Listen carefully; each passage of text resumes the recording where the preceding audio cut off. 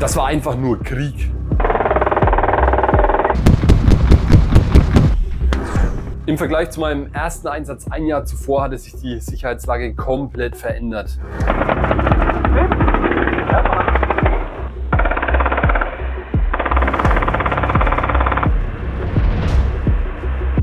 In diesem Video werde ich von meinem zweiten Einsatz in Kunduz, Afghanistan berichten.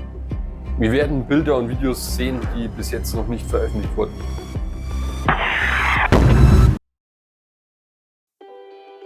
Mein erster Einsatz in Kunduz, Afghanistan als Fallschirmjäger begann Ende 2008 und ging dann bis Ende März 2009. Da kamen wir zurück und haben gar nicht damit gerechnet, dass es so schnell wieder losgehen würde, denn ja, es war eigentlich unüblich, was man so mitbekommen hat, dass eine Einheit, ein Zug quasi ein Jahr später oder nicht mal ein Jahr später schon wieder in den Einsatz verlegen würde oder überhaupt ein zweites Mal in den Einsatz beordert wird.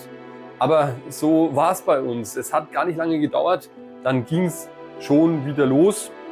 Und zwar war geplant, dass wir dann im Januar 2010, also quasi ein Dreivierteljahr später, wieder in Kunduz, Afghanistan sein werden. Ja, und wie ist hier der Ablauf? Quasi genauso wie beim ersten Einsatz. Das heißt, man bereitet sich vor, Untersuchungen, Einsatzvorbereitung dann Kuschelurlaub. Ich meine, 2 Wochen war es immer, 2 Wochen vor dem Einsatz eben nochmal Urlaub zu Hause. Ja, und dann ab zum Bahnhof, ab in die Kaserne, Einsatzklamotten an, dann ab zum Flughafen Köln und dann ging es schon wieder los. Wir saßen dann schon wieder im Flieger. Zwischenhalt in Termez, Usbekistan. Und dann ging es mit der Transall von dort direkt nach Kunduz, nach Afghanistan. Gleicher Ablauf wie circa ein Jahr zuvor, in Kunduz gelandet, raus aus der Transall, Material wurde ausgeladen, wir dann gesammelt und direkt vom Flughafen Kunduz eben zum PRT verlegt, sind dort angekommen und haben natürlich erstmal unsere Unterkünfte bezogen. Das war wie anfangs im ersten Einsatz auch in Zelten. Die Sicherheitslage hat sich im Vergleich zu dem Jahr zuvor drastisch verändert. Das hat man ja teilweise in den Medien mitbekommen. Ja, und wir haben es da natürlich dann vor Ort am eigenen Körper, am eigenen Leib mitbekommen. Zum einen waren natürlich die Sicherheitsmaßnahmen hochgefahren. Das heißt, der eigene Schutz. Während wir im ersten Einsatz 2008, 2009 noch auf Fußpatrouillen ohne Helm rumgelaufen sind, war das komplett anders. Also hier galt immer Helm auf der Nuss. Des Weiteren wurde die Infanterie, also wir als Infanteriezug, jetzt verstärkt. Im ersten Einsatz bestand unser Konvoi immer nur aus Dingos und ja, TPZ Fuchs zum Beispiel. Im zweiten Einsatz jetzt wurde der Infanteriezug dann stets verstärkt durch 2 Schützenpanzer Marder. Vorab schon mal, dass die Lage sich verändert hat, sieht man auch jetzt dann, wenn man Bilanz zieht. Im ersten Einsatz hatten wir einen Kontakt mit direktem Beschuss auf unseren Konvoi. Da habe ich ein extra Video zugemacht. Das war mein erster Feuerkampf, mein erster Kontakt sozusagen. Ja, dann hat man ab und zu mal Gefechte hier und dort mitbekommen. Das Lager wurde regelmäßig mit Raketen beschossen, ganz klar, ja, aber ansonsten war da nichts im ersten Einsatz. Im zweiten Einsatz, das nehme ich schon mal vorweg, da sieht das Ganze anders aus. Wir waren von Januar bis April 2010 in Kunduz. Das heißt, wir waren ca. 12 bis 14 Wochen und in diesem Zeitraum habe ich auf meinem Tickzettel, also der Zettel, den du als Soldat bekommst, wenn du im Feuerkampf zum Beispiel warst, also belastende Erlebnisse steht, glaube ich, drauf, erlebt hast. Da habe ich 10 verbriefte Kontakte, also Feuerkämpfe und so weiter. Raketenbeschuss steht da gar nicht drauf. Ja, das waren aber nicht alle, denn ja, das ist nur bis zum, ich glaube, der letzte, der dort verbrieft ist, 2.4.2010. Wir waren aber bis Mitte bzw. Ende April, habe ich vergessen zu sagen, 2010 eben im Einsatz. Das heißt, da war, und da komme ich auch später drauf, noch die ein oder andere Aktion, die hier nicht drauf steht. Das heißt, lange Rede, kurzer Sinn, unterm Strich in diesem Einsatz circa, ja, jede Woche einen Kontakt. Also im Prinzip jedes Mal, wenn wir draußen waren, war irgendwas. Also Unterkunft war bezogen, Material von den Vorgängern, teilweise Empfang, Übergabe, natürlich unser eigenes Material auch ausgegeben, haben uns fertig gemacht. Dann ging es erstmal auf die Schießbahn, Waffen einschießen. Ja, es war auch immer amüsant. Die Kinder aus der Umgebung, die haben schon immer gewartet, wenn wir abgezogen sind die dann auf die Schießbahn quasi gestürmt und haben dann die Hülsen eingesammelt. Dann ging es auch schon los. Das heißt, wir haben die ersten Aufträge bekommen. Einer unserer ersten Aufträge war erkunden, den Raum erkunden. Ja, und das war auch ein Moment. Und zwar sind wir zu dem Ort gefahren, wo im September 2009, also nur wenige Monate zuvor, die Tanklaster entführt wurden in Kunduz und dann eben bombardiert wurden. Des Weiteren Erkundung durch Kunduz gefahren, Erkundung der sogenannten Westplatte, also das Plateau, auf dem wir uns auch öfter aufhielten, um den Raum zu sichern, Raum überwachen. Ja, und dann hat es auch wirklich nicht lange gedauert, eine Woche, vielleicht 1-2 Tage mehr, bis wir in diesem Zoneneinsatz unseren ersten Kontakt hatten.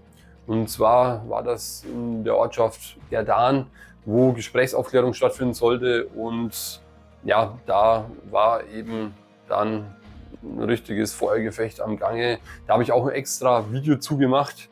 Ansonsten waren es die üblichen Aufträge. Der Takt war in der Regel so, dass wir je nach Auftrag mehrere Tage dann draußen im Raum Kunduz waren und dann eben wieder im Lager einige Tage, manchmal mehr, manchmal weniger, je nachdem, ob man zum Beispiel auch IRF war. Das war ja, sag ich mal, die Feuerwehr. Das heißt, wenn eigene Kräfte oder verbündete Kräfte draußen im Raum Hilfe brauchen, dann ist die IRF in der Regel ausgerückt, um dort zu unterstützen. Ja, im Lager, das habe ich ja schon erzählt in meinem Video zu meinem ersten Einsatz, da gab es Möglichkeiten wie zum Beispiel Volleyball spielen, da gab es die Möglichkeit in einem kleinen Fitnessstudio zu trainieren, es gab sogar einen kleinen Pool. Ja, und ansonsten, wie gesagt, kamen unsere Aufträge, die wir dann so wahrgenommen haben. Zum Alltag auf Patrouillen gehört auch das, was wir jetzt hier sehen. Das war ID-Sweep, also nicht das 525, was man jetzt hier sieht, sondern zum Beispiel wie in diesem Video, dass man gewisse Punkte, wie zum Beispiel kleinere Brücken und so weiter auf Sprengsätze überprüft, auch manchmal die Information bekommen, dass irgendwo was gelegt wurde. Ja, und dann tastest du dich da natürlich langsam vor und schaust, ob da eine kleine Überraschung liegt, oder eben hoffentlich mal nicht. Wir waren oftmals auch in dem sogenannten PHQ in Kunduz, das ist Police Headquarter, also das Polizeihauptquartier. Hier hat es auch ab und an mal was gegeben. Ich erinnere mich noch vor allem an einen Feuerkampf, wo eben das PHQ beschossen wurde, als wir gerade drin waren. Das heißt auch Feuer bekommen mit Mörsern, erinnere ich mich noch, mit RPG und natürlich Small Arms Fire. Ja, hier weiß ich noch, wo wir am Anfang von den Amerikanern ausgelacht wurden, weil immer wenn es über uns gezischt hat, dann hast du natürlich die Köpfe runtergenommen und da waren einige dabei, die sowas bestimmt schon öfter mitgemacht haben und schon lockerer waren. Ja, das wurdest du dann natürlich auch mit der Zeit. Du lernst ja immer nur dazu, wie du dich bewegst, wie du dich verhältst. Aber klar, wenn es am Anfang überall zischt und einschlägt, dann kann man schon mal erstmal seine Rübe in Deckung nehmen, sag ich mal. Und das entspannte Verhalten, das kommt dann mit der Zeit. Ein weiteres hervorstechendes Ereignis in diesem Einsatz war natürlich auch das Friendly Fire, das wir bekommen haben, und zwar bei der sogenannten Höhe 431. Darüber habe ich berichtet in meinem Video, das ich gemacht habe, und zwar zum Karfreitag 2010, an dem wir auch eben in Kunduz waren. Ja, jedes Mal oder fast jedes Mal, wenn wir rausgefahren sind, gab es irgendwas, Gefechte. Manchmal auch in der Ferne zu hören, dass irgendwelche verbündeten Kräfte, wie zum Beispiel oder meistens die Amerikaner, irgendwo rein sind, und dann hat es da geknallt. Ja, wir hatten manchmal einen Kontakt, dann eine Woche oder 10 Tage gar nichts. Es kam aber auch vor, dass wir einen Kontakt hatten und dann 1, 2 Tage später schon den nächsten. Ja, und das ging immer so zu.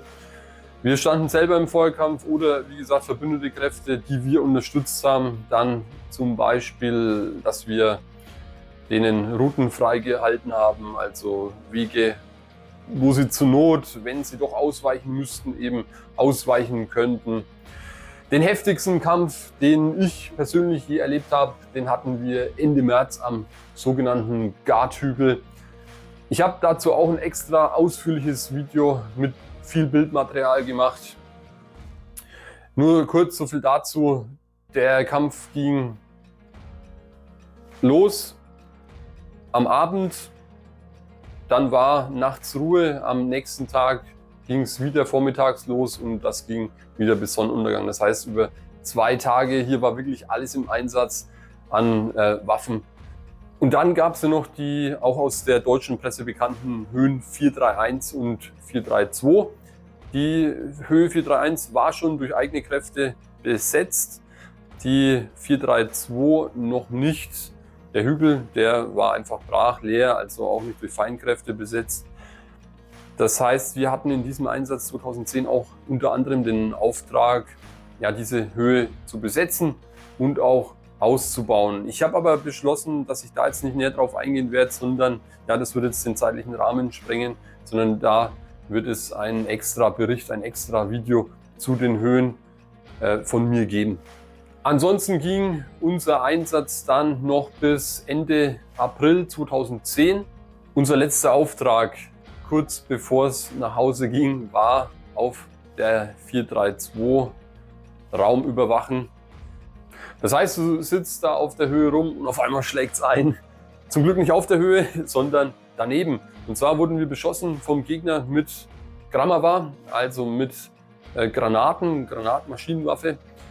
Und ich erinnere mich noch, die Einschläge waren, also Blickrichtung aus unserer Blickrichtung Richtung Isar-Kehl, waren rechts von uns, hat es im Feld eben eingeschlagen, sagen wir ca. 50 Meter neben uns, 50 bis 100 Meter neben uns.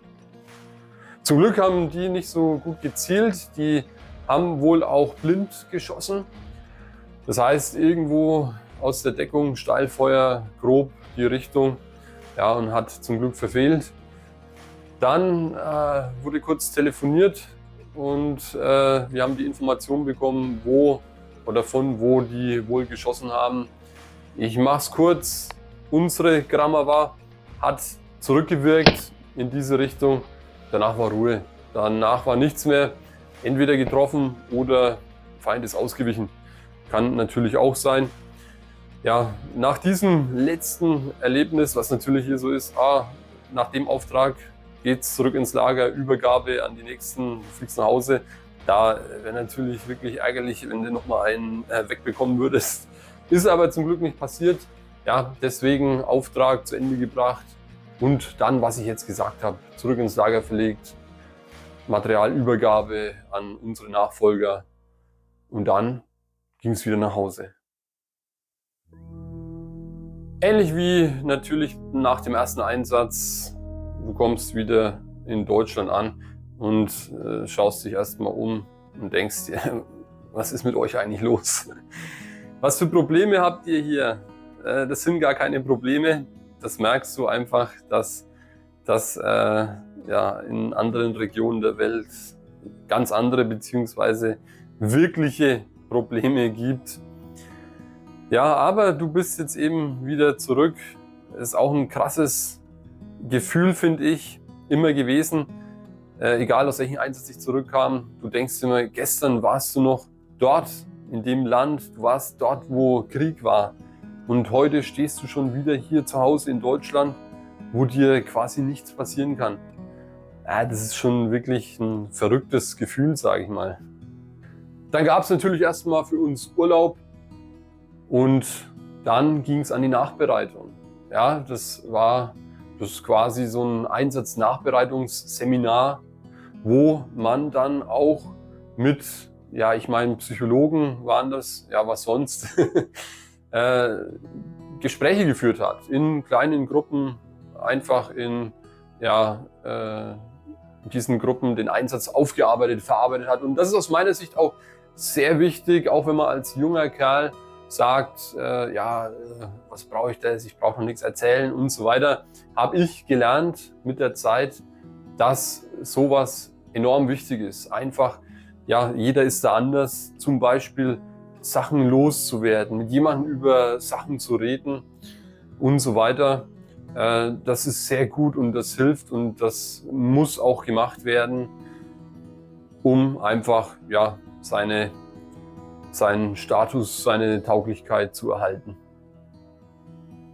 Nach meinem Einsatz 2010 hatte ich nur noch ca. 1,5 Jahre Restdienstzeit bei der Bundeswehr.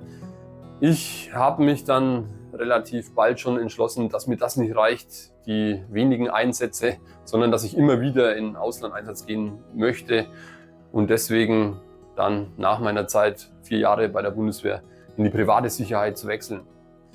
Wenn ich hier mit meinen Erzählungen über meine Zeit bei der Bundeswehr fertig bin, dann wird es weitergehen. Ich werde erzählen, was ich erlebt habe im Indischen Ozean und danach im Irak.